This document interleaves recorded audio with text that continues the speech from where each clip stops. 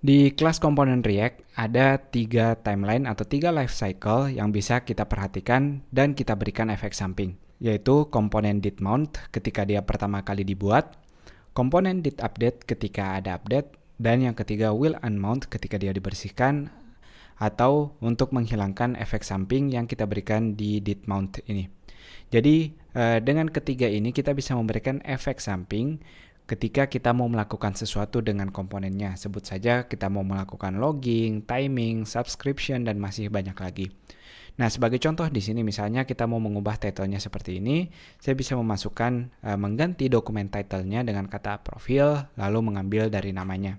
Jadi sekarang setiap teman-teman pertama kali nge-load-nya kita akan melihat dokumen title-nya seperti ini. Nah, ketika teman-teman mengupdate-nya tentu tidak akan ada perubahan, kecuali teman-teman memasukkan di komponen did update-nya sekarang, maka sekarang teman-teman akan melihat setiap ada update, teman-teman akan melihat di dokumen title-nya pun sekarang terambil. Nah, nanti kebalikannya ketika teman-teman mau membersihkan efek samping ini bisa dilakukan di komponen will unmount. Itu sekedar refreshing aja, mengingatkan apa yang bisa kita lakukan di ketiga life cycle ini. Kita akan melihat ekuivalennya atau apa yang bisa kita lakukan dengan hooks di React. Kembali ke function komponen di React kita, sekarang kenalan dengan use effect. Use effect sendiri adalah ketika kita ingin memberikan efek samping untuk kode kita yang tidak termasuk dari fungsi utama komponennya. Sebagai contoh, seperti sebelumnya ketika kita mau mengupdate title-nya, di sini sekarang, karena saya sudah mengganti komponen biasa, tidak ada yang terjadi dengan dokumen title kita. Kalau kita mau menggunakan use effect, kita tinggal membuatnya di sini. Dia menerima satu argumen yang berupa fungsi. Kita masukkan di sini fungsinya, langsung kita return. Untuk fungsinya sendiri sama seperti sebelumnya, tapi sekarang saya nggak butuh di state lagi tentunya karena dia sudah jadi lebih simpel.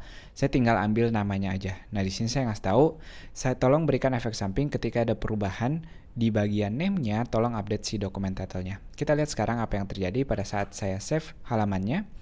Teman-teman lihat, dia fungsi awalnya sama seperti komponen will mount atau komponen did mount.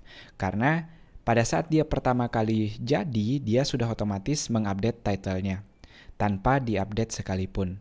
Nah, sekarang bonusnya ketika teman-teman coba mengupdate-nya, teman-teman lihat di dokumen title-nya dia ikut terupdate. Jadi dengan satu kode yang sama atau menggunakan efek samping ini kita memberitahu komponen React ini, tolong ketika ada suatu update atau pada saat dia pertama kali di load, tolong lakukan apapun yang saya masukkan di fungsi ini. Dengan ini kita sudah menghemat lagi baris dibanding dengan menggunakan kelas komponennya. Sekarang saya coba akan menambahkan console log di sini. Saya akan bilang updated use effect. Biar kita lihat apa sih yang sebenarnya terjadi. Pada saat pertama kali di load, teman-teman akan ngelihat di sini updated use effect. Pada saat saya mengganti, teman-teman bisa menebak, oh ternyata dia juga memanggil kembali setiap saya mengetik sesuatu di sini. Tapi yang perlu kita perhatikan, bagaimana kalau saya bukan mengubah nama tapi mengubah elemen lain misalnya yang tidak ada di use effect-nya di sini. Misalnya, ini saya ganti, oh ternyata dia kembali memanggil fungsinya ini.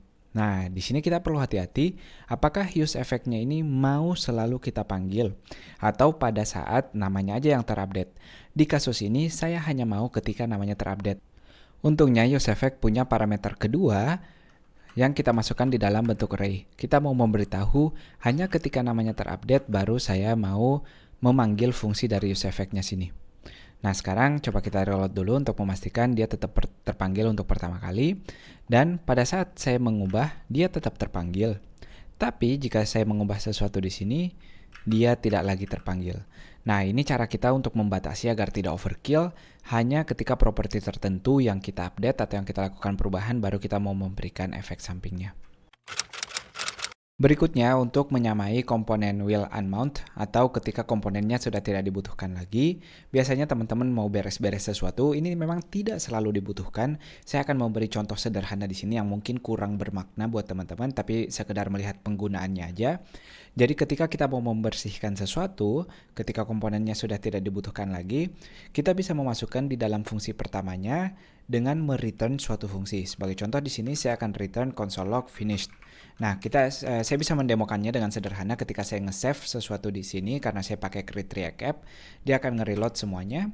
Jadi teman-teman akan lihat di sini ketika saya misalnya menambahkan sesuatu, teman-teman akan ngelihat di sini tulisan finished karena sebelum dia memulai lagi, atau di sini saya beri contoh ketika saya akan memulai baru di sini.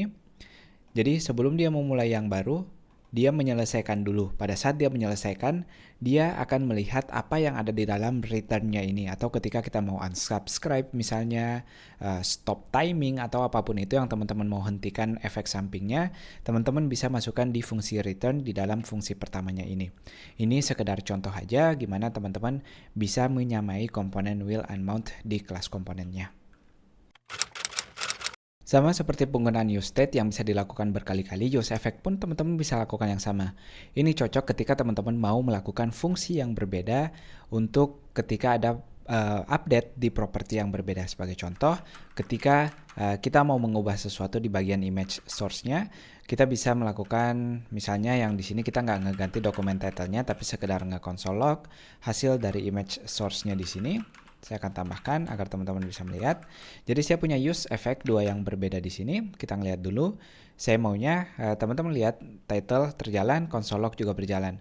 Pada saat saya mengupdate title-nya, teman-teman lihat dokumen title tetap berjalan seperti sebelumnya dan image-nya tidak terjadi apa-apa. Tapi kalau teman-teman mengganti image-nya di sini, new image, maka kita ngelihat dia pun akan mengkonsol log atau melakukan fungsi apapun ketika ada perubahan di properti tersebut.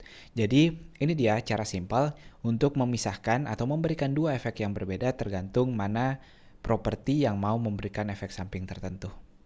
Itu dia, perlu teman-teman garis bawahi, pastikan menggunakan React Hooks ini selalu di awal komponennya, mau useState, mau useEffect, ini adalah salah satu syaratnya, dan tidak menggunakan mereka di dalam kondisional seperti if else.